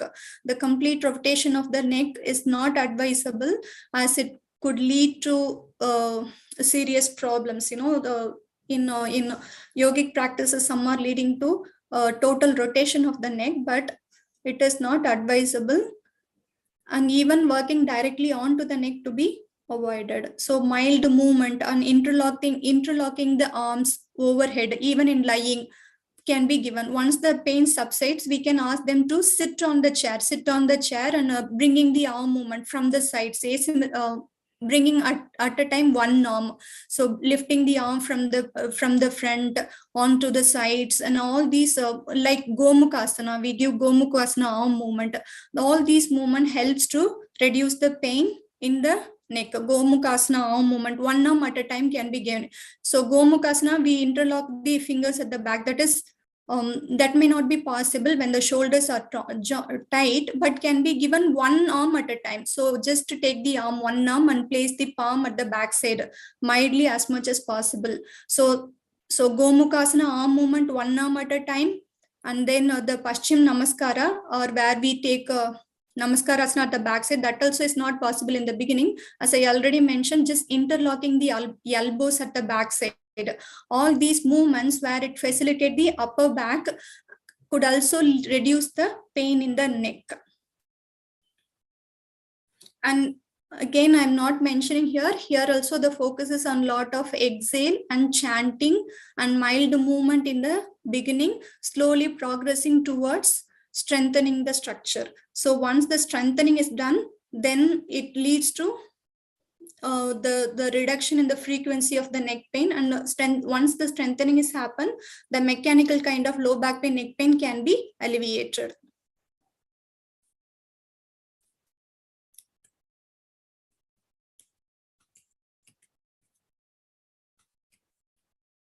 So this is about the neck issue, arthritis of the neck, or common neck pain.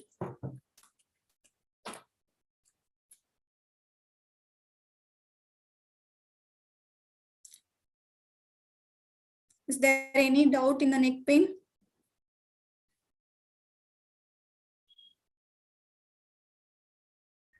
Ma'am, is the neck rotation not advisable when we have neck pain, or generally neck rotation, is it advisable or not, ma'am? No, for anyone, neck rotation should be avoided. It's not advisable. If our Manoj sir is there, he could explain it more physiologically what is happening there. Actually, my thought of neck rotation is different than you people's thought of this neck rotation. Yes, sir. One is going to completely make a circle over with the neck. It will be problematic. It might disrupt the supply of blood supply to the brain. Is it but the rotation? rotation? No. Actual neck rotation is if you are going to turn to one side so that your chin is going to touch your right shoulder or left shoulder. It is the actual neck rotation of our body, right? Okay, so we call it in yoga. We call it as like the rotation in as per yoga. No, we talk in yoga language. The rotation is complete circle, making circle with the neck is rotation. We call it, sir. No, ma'am. As per kinesiology and anatomy, turning to one side is said to be called as rotation. Not the exact 360 degree of movement, what we call it as circumduction. Okay, yes, circumduction. It is not advisable as per your words. Thank you. Okay, sir. Thank you, sir.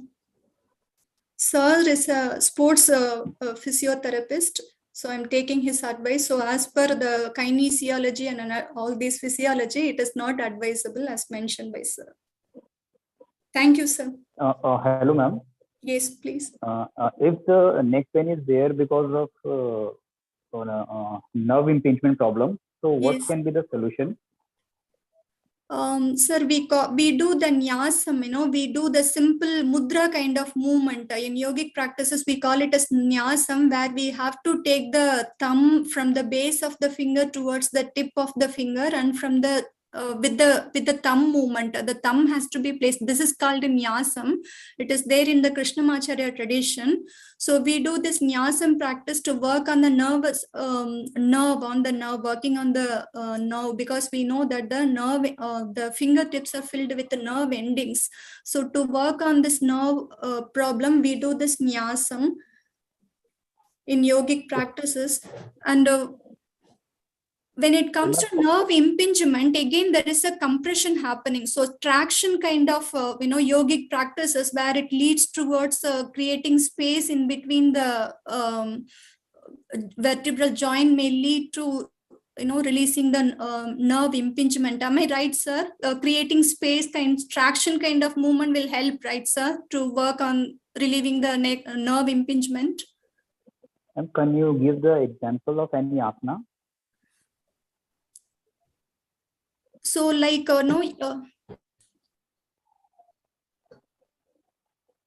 Sir Manoj, sir. Ma'am, you have very well pointed in at the beginning of your neck pain and back pain. It is depending upon the type of pain, an asana will be prescribed or an exercise will be prescribed. Right? Yes. You are very correct with your prescription. Right? So Yes. if there is nerve impingement, we have to sort out the reduction of nerve impingement first, followed by strengthening of neck or back for a better solution. You So are absolutely right, ma'am. Is it strengthening, right, sir? First we have to remove the obstruction of the nerve that is coming out of the vertebral tract or vertebral column. Yes, sir. Next, we can process with all the asanas that you have prescribed will be working wonderfully. No worries regarding that. Okay. So he is asking about the traction asanas. I'm not very good at asanas. So if you are having a good idea about, you can explain that. That is what, as you mentioned, that it is better that, as a person, we need to see the person and work on the traction depending on the pain and all those things. It is not like prescription. We give this asana to create traction in the neck is very advisable. But once the pain is released, then you may know that, where the traction happens, the traction effect happens in the neck. Again, it is not prescription type, this asana is good to create space in the neck. We need to see the person and gradually we need to introduce this. Lying. Namaste, madam. Yes, namaskaram. Madam, what is the ankylosing, what is the yoga practices are given to ankylosing spondylitis, madam, please? Sorry, ankylosing spondylitis. Ankylosing spondylitis. The neck is move not to right side and left side, only straight. That's why I'm telling you. Sir, depending on the stage, sir, whether is it the fusion has happened in the vertebra. No, ankylosing spondylitis is the bamboo spine, right, where the fusion of the vertebral joint happens. So it need to know how much fusion has happened, whether the mobility is possible in that joint. Based on that, we need to give the mobility, sir. If the mobility can be done, then again the traction kind of asanas can work, creating the space. But again, need to see, and it need to be more individualistic, seeing the degree of fusion happened on the vertebrae, sir. Yes, those who have raised a hand, please. Actually, that is known as Brahm Mudra in yogic language. Sorry? This is known as Brahm Mudra by Dhirendra Brahmachari in when we rotate them. Just for the information. Okay, thank you. Brahma Mudra. Fine. Yes.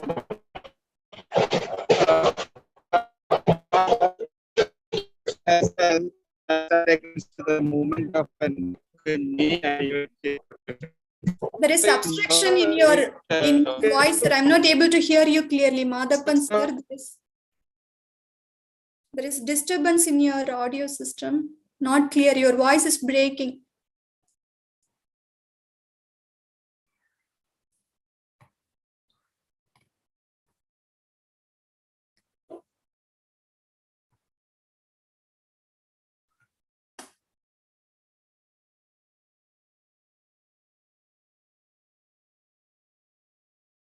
So we have, as I mentioned earlier, I need to cover a lot of topic given the short duration. So as much as possible, I'll try to make it more clear. If there is any doubt, you can ask. We'll continue the sessions tomorrow, and we have to see more topics in the coming sessions, and hope the session is useful to all. Thank you so much. And we'll meet tomorrow again at 7 to 8. Thank you so much.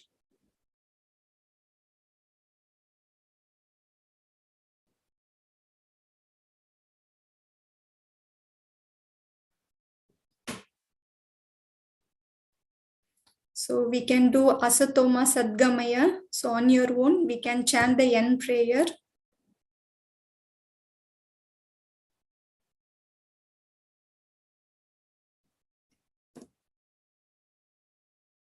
Om Shanti Shanti Shanti. We'll meet tomorrow. Thank you.